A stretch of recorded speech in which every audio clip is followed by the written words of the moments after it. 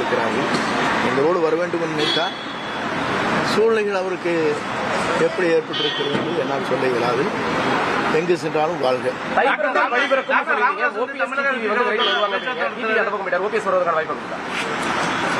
ஒவ்வொருவர்கிட்ட நம்ம சொல்லி போய் முடிச்சானதே டெல்லியிலேருந்து வந்துடுறாங்க. பிரச்சனை எங்களுக்கு தானே தெரியும். நான் சொல்லாமல் இருக்க வரையும் நல்லது. டாக்டர் ராமதாஸ் பேச்சுவார்த்தை நடத்திருக்காரு தமிழக வெற்றிக்கழகத்தோட தகவல் எந்த அளவுக்கு உண்மை? இப்போது செய்திகள் உங்களுக்கு வந்திருக்கு. நான் போற வரைக்கும் தான் பார்த்தேன். பேச்சு கொண்டிருக்கிறார் என்று செய்திகள் எனக்கு வந்திருக்கிறது. இப்போதுதான் உள்ளே நுழைகிற போதுதான் அதை பார்த்து நல்லது நடக்கும். அவரோட எண் சேர்ந்தாதான் மதிப்பு அதிகமா இருக்கும். அரசியலுக்கு விஜய்க்கு அனுபவம் இல்லை அப்படின்னு சொல்றாங்க. ஒவ்வொருவரும் இதைத்தான் சொன்னார்கள். புரட்சித் தலைவர் எம்ஜிஆர் கழகத்தை துவங்கிய போது இதையே சொன்னார்கள். 100 நாட்கள் கூட அவருடைய படத்தை போல ஓடாது இந்த கட்சி என்றாலும் சொன்னார்கள். அவர் உயிருள்ளவரை அவர்தான் தமிழ்நாட்டுடைய முதலமைச்சராக இருந்தார்.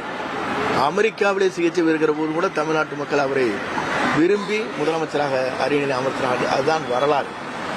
அதிமுக அண்ணாவை மறந்துருச்சுன்னு சொல்லி விஜய் குற்றம் சாட்டியிருக்காரு. அதை ஏற்றுக்கிறீங்களா? அது அந்த கருத்து உண்மையில உண்மையிலே 2 கட்சியும் மறந்துட்டாங்க. அது உங்களுக்கு தெரியுது இல்லையா? நீங்க எல்லாம் படத்தை பாக்குறீங்களா இல்லையா?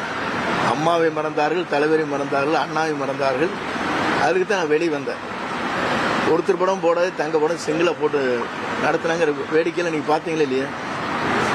எல்லோரையும் மறைத்து விட்டு ஒருவரை உருவாக்குவது என்பது இயலாத காரியம்.